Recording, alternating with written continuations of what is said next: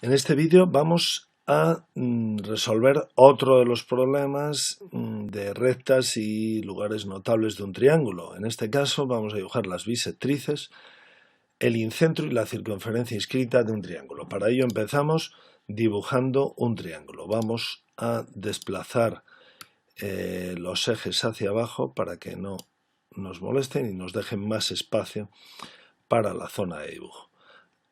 Y ahora marcamos pues 3 puntos que nos van a dar un triángulo de cualquier forma. Empezamos por un triángulo acutángulo y vamos a dibujar las 3 bisectrices. Para ello vamos a ver si existe alguna herramienta que nos dé la bisectriz. Y en efecto sí existe. Por lo tanto, elegimos esa herramienta y nos dice que tengo que seleccionar 3 puntos o 2 rectas. Pues voy a lo más fácil, que es seleccionar 2 rectas. Los segmentos BC y AB, y GeoGebra me dibuja la bisectriz. Fijaos que me dibuja también la perpendicular a la bisectriz. Voy a quitarla, voy a ocultarla con el fin de que no me despiste. Así pues, bueno, me he equivocado, es la D la que tengo que quitar. Bien, ya la recta sigue dibujada, pero la he ocultado, no la veo. Así pues, esta es la bisectriz del ángulo situado en el vértice C. Voy a repetir la operación, voy a seleccionar estos 2 segmentos y voy de nuevo a ocultar la recta perpendicular a la bisectriz, de manera que me quede solo la bisectriz.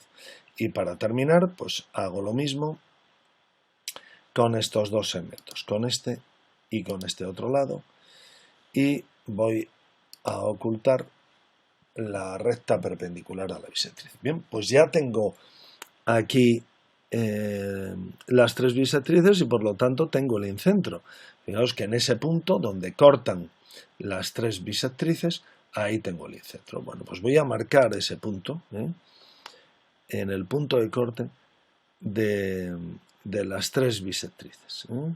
Bien, ya tengo el incentro y ahora de lo que se trata es de dibujar la circunferencia inscrita. La circunferencia inscrita, y aquí es donde reside todo el problema de la circunferencia inscrita, tiene un radio que es la distancia a uno de los lados. Fijaos que ese radio no es ninguna de las bisectrices, aunque pudiera coincidir en algún caso, pero no tiene por qué ser. Es la distancia a cada lado. Así pues, tengo que trazar una perpendicular que vaya desde el incentro a uno de los lados. Por lo tanto, voy a ver si tengo esa herramienta. En efecto, sí tengo esa herramienta, la perpendicular a una recta que pasa por un punto, y me dice que tengo que marcar el punto y la recta a la que quiero que sea perpendicular. Bueno, pues marco el punto y ahora marco la recta. Y en efecto, ya tengo ahí la recta, que es la recta, me la he llamado recta J, que me da la distancia desde D hasta este lado. Voy a marcar este punto, voy a seleccionar un punto, este punto de intersección entre la recta perpendicular al lado y el segmento AB, lo voy a marcar con un punto. Y el segmento que me dé esta distancia, ese segmento es el radio de la circunferencia. Entonces, ahora que ya tengo esos 2 puntos, fijaos que voy a quitar esta recta, la recta J, que era esta. Veis cómo al marcar esta recta, ahí a la izquierda, aquí en la vista algebraica, aquí veis cómo al marcarla, al poner el cursor sobre esa recta, aparece sombreada la recta, la ecuación de la recta a la que se refiere. Entonces, esa recta J la voy a ocultar, para que no me distraiga, porque ahora ya sé qué punto me da la distancia desde el incentro al lado. Entonces voy a trazar un segmento entre 2 puntos, que une este punto, el punto D, con el punto E. Bien, ese segmento es la distancia del punto al lado. Y ese segmento, que es el segmento K, lo voy a cambiar un poco, voy a cambiar su aspecto con el fin de tener siempre diferenciada la distancia. Así pues lo voy a poner en rojo, ese segmento. Bien, esa es la distancia del punto a este lado y por lo tanto ese es el radio de la circunferencia. Fijaos que voy a elegir una circunferencia, pues esto, dado el centro y uno de sus puntos. Muy bien, pues entonces elijo el centro y ahora elijo uno de los puntos de la circunferencia, ese punto. Fijaos que esta distancia es el radio de la circunferencia. Bueno, pues ahora que ya tengo construida la circunferencia inscrita, sé cuál es el radio de la circunferencia inscrita y además tengo las tres bisectrices, voy a cambiar de forma el triángulo para ver cómo evoluciona tanto el incentro como la distancia de uno de sus lados, como la circunferencia inscrita. Fijaos cómo al hacer del triángulo un triángulo obtusángulo, como es este caso, fijaos cómo el incentro siempre se mantiene dentro del triángulo. No es como ocurría con el ortocentro o el circuncentro, que en los triángulos obtusángulos son puntos que salen del triángulo. En el caso del incentro no, siempre se va a mantener dentro, porque las bisectrices, fijaos que da igual la forma del triángulo, las bisectrices siempre dividen a los ángulos en dos, por lo tanto son rectas siempre interiores al triángulo, nunca van a salir del triángulo. Así pues, el punto de corte también será interior al triángulo. Fijaos cómo la distancia del centro, del incentro, al lado va cambiando y no coincide necesariamente con ninguna de las bisectrices. En este caso, fijaos que está aquí. A veces, cuando es un triángulo isósceles, puede ocurrir, por ejemplo, eso es un triángulo isósceles y la distancia está coincidiendo con la bisectriz. Pero en el momento en que deja de ser un triángulo isósceles, la distancia deja de coincidir con la bisectriz. Es más, fijaos cómo la distancia puede llegar a estar muy próxima a uno de los vértices. Cuanto más obtuso es un ángulo, la distancia al lado más se aproxima al vértice.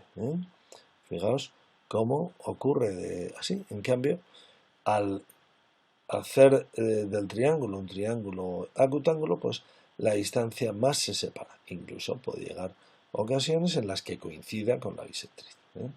En el caso de un triángulo rectángulo, pues no siempre, no ocurre nada. Cuando el triángulo rectángulo sea un triángulo isósceles, pues sí, coincidirá con una bisectriz. Más o menos este es el caso, cuando sea un triángulo isósceles.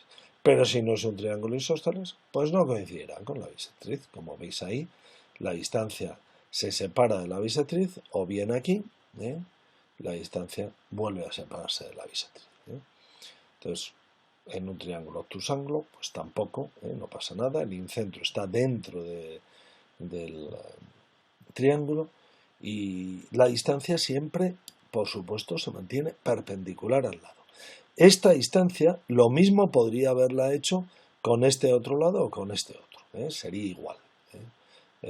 Me hubiera servido de igual manera. Fijaos que la distancia a este otro lado me bastaría hacer el segmento que pasa por este punto y que corta la circunferencia y el segmento.